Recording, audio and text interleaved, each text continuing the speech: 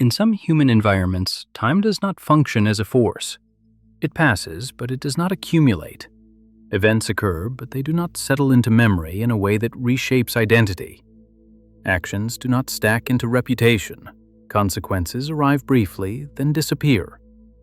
In these environments, people are not required to become more than they already are.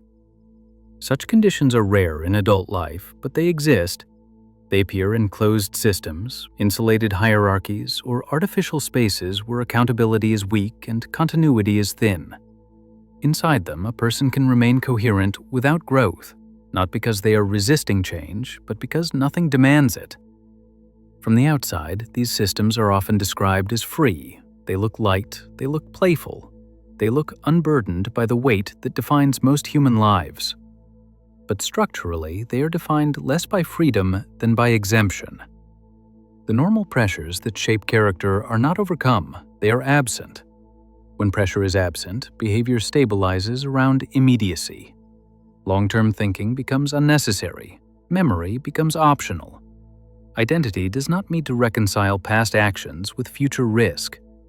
The person inside such a system does not have to integrate themselves across time. They only have to persist. This distinction matters because persistence without integration produces a very specific kind of human pattern. That pattern is not rare in fiction, but it is rarely examined without sentiment. Peter Pan exists entirely inside this kind of system. His world does not require continuity from him. Days repeat without demanding reflection. Conflicts emerge, peak, and dissolve without residue. Relationships form without binding obligations. Memory fades before it can harden into responsibility. Within these conditions, Peter's behavior is not erratic. It is internally consistent. He leads impulsively because planning has no long-term payoff. He abandons others without visible remorse because abandonment does not generate lasting consequences for him. He dominates his environment without governance because power does not need to be maintained across time. Nothing follows him forward. This is the key to his stability. Peter does not actively reject adulthood. He does not argue against maturity, duty, or consequence. He simply never enters the structural conditions where those concepts become unavoidable. There is no accumulation of obligation created by his actions. When costs arise, they are absorbed by others or erased by the environment itself.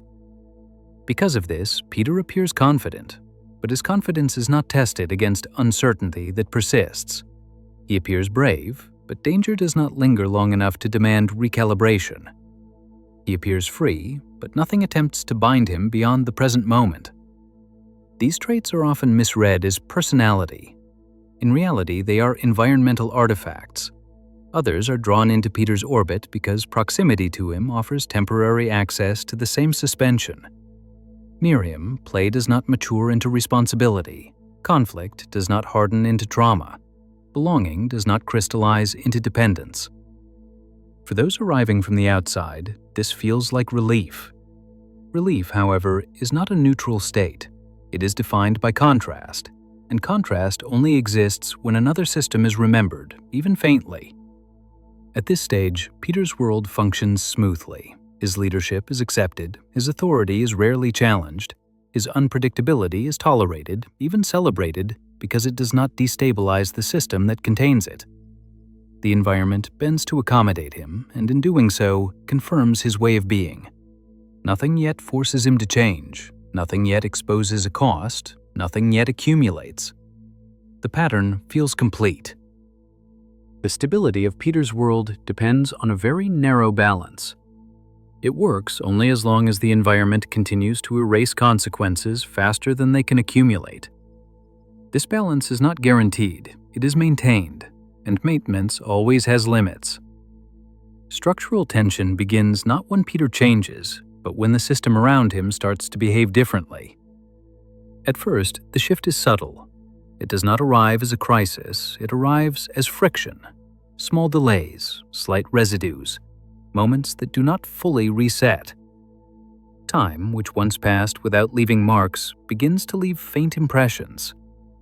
Others in Peter's environment start to remember more than before. Conflicts linger a little longer. emotional reactions do not fully dissolve. What was once a loop begins to stretch into a line. This is not moral development, it is structural drift. The conditions that allowed Peter to remain unchanged are no longer perfectly sealed. Importantly, Peter does not cause this shift, nor does he notice it immediately. From his perspective, nothing essential has changed. He continues to act as he always has.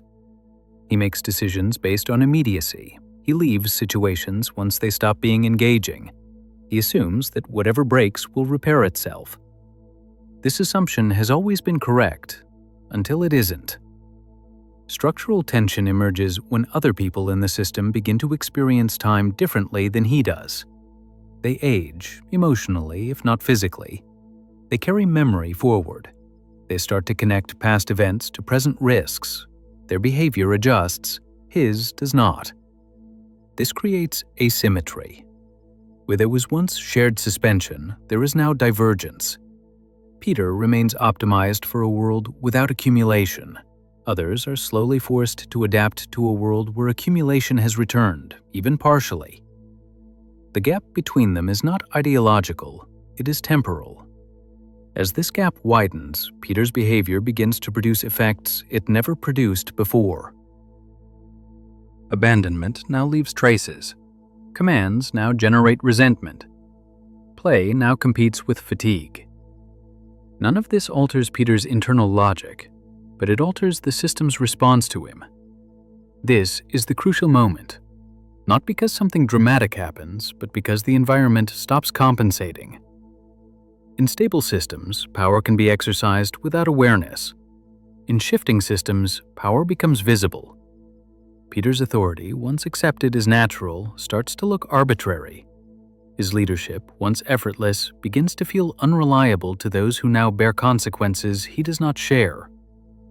Still, Peter does not adapt. From inside his perspective, adaptation would be irrational. His past behavior has always worked. There is no internal feedback telling him otherwise. The system's previous generosity has trained him to expect erasure. Structural tension is born precisely here, not in conflict, but in mismatch.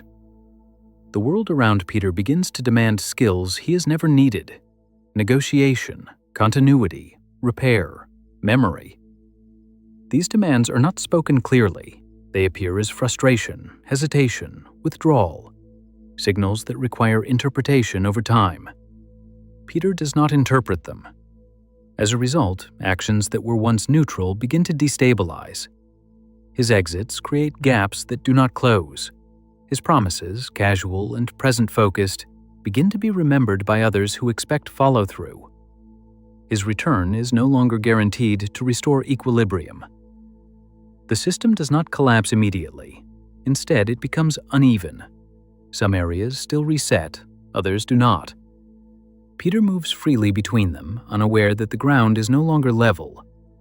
This unevenness produces uncertainty, not for Peter, but for everyone else. They begin to adjust their behavior around him.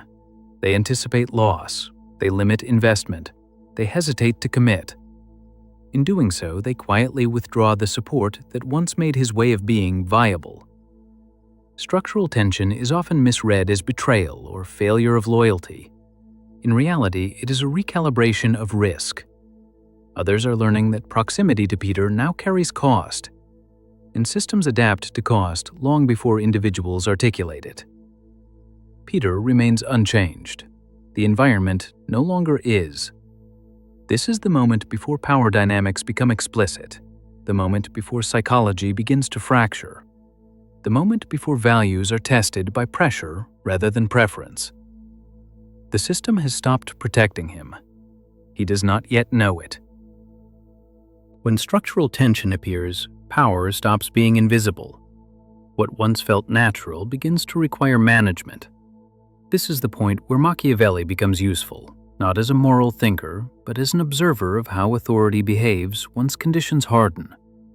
Machiavelli is concerned less with intentions than with effects.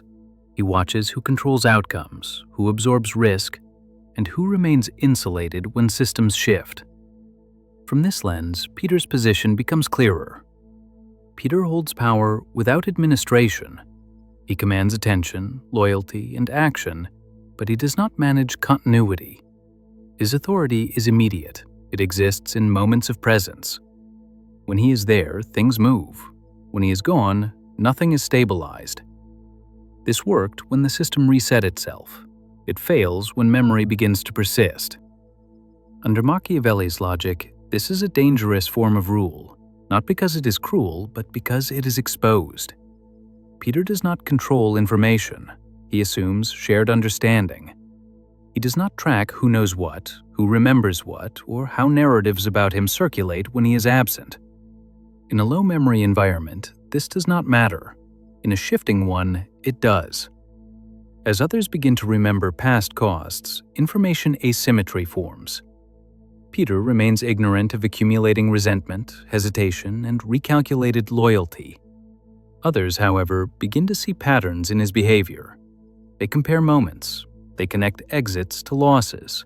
They recognize that his freedom is subsidized. Visibility changes here. Peter is highly visible in action, but absent in consequence. Machiavelli would note that this is unstable. Power that is seen only in command and never in repair invites reassessment. People begin to ask not whether he is exciting or inspiring, but whether he is reliable. Peter never answers this question because he does not hear it. From a Machiavellian perspective, Peter's greatest weakness is not innocence. It is temporal blindness. He rules a present that no longer exists in isolation. His authority depends on others continuing to forget. As forgetting weakens, his position erodes without confrontation. Importantly, this erosion is quiet. There is no rebellion, no coup, no dramatic rejection. Instead, cooperation thins. Compliance becomes selective. People delay, they hedge, they keep alternatives open. Machiavelli would recognize this immediately. Power is being withdrawn without being challenged. Peter misreads this. He interprets reduced responsiveness as boredom or distraction, not as strategic distancing. He does not realize that others are managing their exposure to him. They are no longer fully available. They are preserving themselves. This is how power fades in systems that avoid open conflict. It does not fall, it leaks. Peter still issues commands, still initiates action, but outcomes become inconsistent. Plans no longer cohere automatically. Support must be resecured each time. For the first time, his authority requires effort. Machiavelli would observe that Peter has no tools for this phase. He does not negotiate, he does not reward long-term loyalty, he does not punish withdrawal, he does not manage perception. All of these require memory and continuity, which his identity was never built to handle. The result is exposure. Peter becomes visible not as a figure of freedom, but as a source of instability. Not because he has changed, but because the system no longer absorbs his costs. In Machiavellian terms, Peter's power was real, but it was conditional, and conditional power always reveals itself under pressure. The environment has shifted. Authority is no longer free, and Peter does not know how to rule a world that remembers. When a system stops compensating, psychology is forced to respond. This is where Jung's lens becomes necessary, not to explain symbols or archetypes, but to observe what happens inside a person when their environment no longer carries the parts of themselves they have refused to integrate. Peter's inner stability was never tested by contradiction. His world allowed him to externalize anything uncomfortable. Responsibility lived outside him. Loss belonged to others. Memory was dispersed into the environment rather than stored internally. Under Jung's framework, this means that large portions of Peter's psyche were never incorporated into a coherent self. They were displaced. As the system changes, these displaced elements begin to return, not as insight, but as friction. Peter experiences moments that feel unfamiliar, hesitation from others, emotional reactions that do not dissolve when he leaves, expectations that linger when he reappears. These moments are confusing precisely because they do not fit his internal map of reality. Jung would describe this as the return of the shadow, not a dramatic eruption, but a quiet encroachment. The shadow here is not aggression or cruelty, it is dependency, guilt, limitation, and time. Elements of the human experience that Peter never had to own now begin to brush against him. At first, he avoids them instinctively. He changes locations, he shifts attention, he reframes situations as games. These are not conscious defenses, they are habits formed in a system that always allowed escape. Avoidance has worked before, so he continues to avoid. But avoidance becomes more costly when others stop resetting. Peter begins to encounter emotional responses he cannot redirect. Someone remembers being left behind. Someone hesitates before following him. Someone questions whether he will return. These reactions do not accuse him directly, they simply exist, and their existence introduces tension inside him.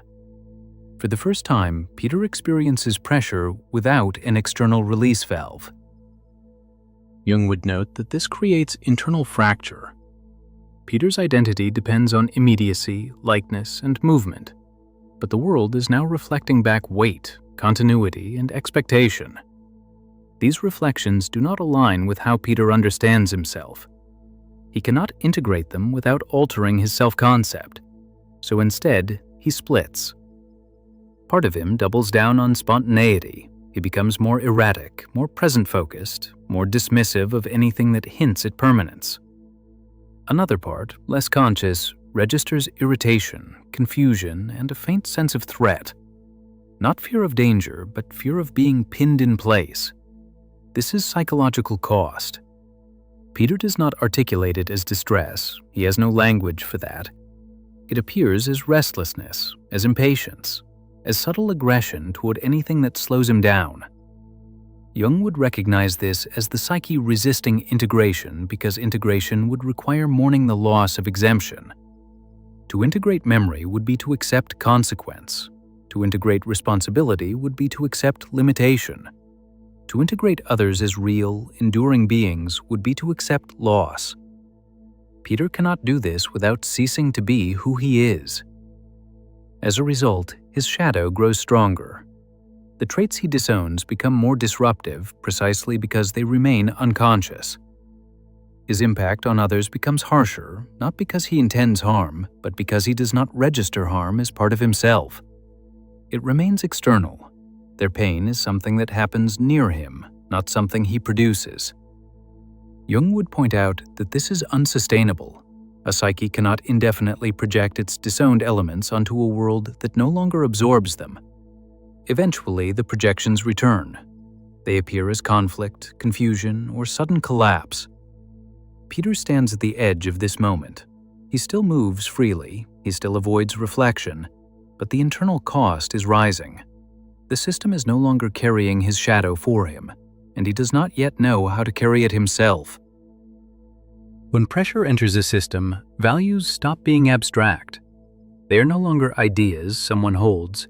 They become strategies for survival. This is the point where Nietzsche's lens applies, not as a critique of morality, but as a test of whether a value can endure conditions that no longer protect it. Peter's values are clear. He prioritizes freedom, immediacy, play, and movement. He avoids obligation, permanence, and inheritance. These values are often interpreted as innocence. Nietzsche would not frame them that way. He would ask a simpler question. Under what conditions do these values remain viable?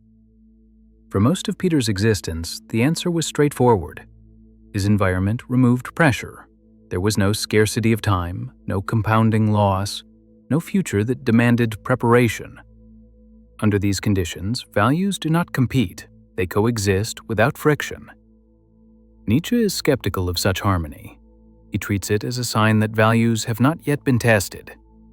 As the system changes, Peter's values encounter resistance. Freedom begins to collide with others' need for reliability. Play begins to interfere with recovery and rest. Movement begins to look like evasion. None of this invalidates Peter's values, but it exposes their dependency. They depended on a world that did not push back. Nietzsche would observe that Peter did not choose his values in opposition to constraint. He inherited them from an environment that made alternatives unnecessary. His rejection of adulthood was not an act of rebellion, it was the absence of confrontation. His freedom was never won, it was granted. This distinction becomes critical once conditions harden. As pressure increases, values must justify themselves through outcomes. They must demonstrate that they can organize life under strain. Peter's values struggle here. They excel at preserving the present moment. They fail at coordinating a future shared with others who remember. Peter does not abandon his values, he intensifies them. This is a common response under pressure. When a way of being stops working, the instinct is not to revise it, but to assert it more strongly. It becomes more insistent on spontaneity, more dismissive of planning, more resistant to any signal that suggests limits. Nietzsche would recognize this as reactive rather than creative. Peter is defending a value system that no longer dominates its environment. His freedom now exists in opposition to others' needs rather than alongside them. This creates conflict not because his values are immoral, but because they are no longer sufficient. Other figures in the system begin to develop countervalues: stability, memory, mutual obligation. These values arise not from idealism, but from necessity. They are responses to cost. Nietzsche would note that these values gain strength precisely because they address pressure that Peter's values ignore. A hierarchy begins to form. Peter's values still feel lighter, more attractive. They promise relief, but they no longer organize reality effectively. They cannot coordinate group survival once time and consequence reassert themselves. As a result, they lose dominance. This is the Nietzschean turning point. Values that thrived under ease are revealed as conditional. Values that endure pressure gain authority, not because they are morally superior, but because they function. Peter experiences this loss of dominance as confusion. He does not see his values being outcompeted. He feels only that the world is becoming hostile to what once worked. From his perspective, something has gone wrong with others. They have become heavy, cautious, restricted. Nietzsche would invert this framing. He would say that the world has become honest. Under honest conditions, values must either adapt or accept marginalization. Peter's values do not adapt easily. Adaptation would require acknowledging time, consequence, and limitation as real forces. That acknowledgement would undermine the core of his identity. So Peter faces a narrowing. He can continue living by values that no longer shape the system, becoming increasingly isolated, or he can attempt integration, accepting pressures that his values were designed to avoid. Nietzsche would not predict which path he chooses. He would simply note that the era of untested values is over. Peter stands at the threshold where innocence is no longer protected by structure. His values are exposed not as wrong, but as fragile. Pressure has done its work. After the shift, the story no longer behaves like a story. It stops building toward meaning and starts moving through procedure. Actions still happen, but they do not resolve anything. They manage situations temporarily. They delay outcomes. They reduce immediate discomfort without restoring coherence. This is what systems look like once their original logic expires. Peter continues to move. He initiates encounters. He returns unexpectedly. He leaves just as suddenly. On the surface, his behavior has not changed, but the environment no longer responds in the same way. Each interaction now carries uncertainty, not because of danger, but because predictability has thinned. People no longer assume his return will repair what his absence disrupted. They hedge. They prepare for loss even while participating. They engage with him cautiously, limiting exposure. The system no longer revolves around his presence. It accommodates it conditionally. Narratively, this produces a flattening effect. There are no decisive moments, no final confrontations, no clear transformations. Instead, there is drift, repetition with variation, a sense that something is ending without formally ending. Peter does not experience this as tragedy. Tragedy requires recognition. He experiences it as irritation, confusion, and restlessness. His exits become shorter, his returns less effective. He feels compelled to reassert himself more often, not because he desires control, but because control is slipping without explanation. The world does not punish him, it simply stops centering him. This is where the narrative becomes procedural. Peter adapts tactically rather than strategically. He reacts to immediate signals, he avoids reflection, he keeps moving. But movement no longer guarantees dominance. Presence no longer restores order. The environment has learned to function without full reliance on him. What remains is ambiguity. Peter is not defeated, he is not redeemed, he is not transformed. He persists in a narrower space, sustained by momentum rather than structure. The world around him continues to reorganize, absorbing time and consequence in ways he cannot fully access. Their lives become heavier. His remains light but increasingly peripheral. From a distance, this does not look dramatic. It looks quiet. Systems rarely collapse loudly when they decay through adaptation. They simply redistribute relevance. The closing observation returns to the pattern where we began. Human beings can remain unchanged only when the environment carries the cost of their exemption. When that environment shifts, character is not revealed through moral failure or success, but through compatibility. Some ways of being scale under pressure, others shrink. Peter Pan does not fail because he is wrong. He becomes uncertain because the world stops bending. What remains is not a lesson and not a warning, only a record of what happens when time re-enters a system that was built to exclude it. Until the next observation.